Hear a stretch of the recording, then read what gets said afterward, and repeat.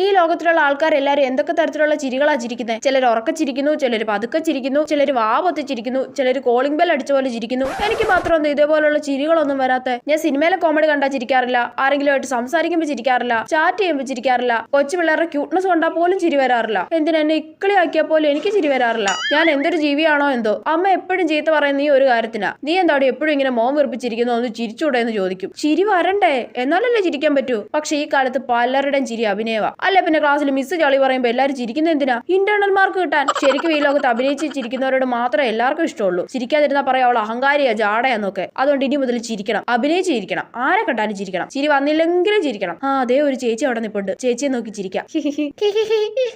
ചേച്ചി തിരിച്ചു ചിരിച്ചു. ഓ, അപ്പൊ ഇങ്ങനെയാണല്ലേ ആളുകളോട് ഇടപഴകേണ്ടത്. മോൾ എവിടെ ഇറങ്ങാനാ? ഞാൻ കോഴിമുക്ക് സ്റ്റേഷനിലാ. ഓ, കോഴിമുക്കിലാണോ? എന്നാ ഒന്ന് എണീക്കോ മോളെ, ചേച്ചി കുറച്ച് സമയം ഇരുന്നോട്ടെ പ്ലീസ്. ഷടാ, ചിരിക്കാതിരുന്നാ മതിയായിരുന്നു.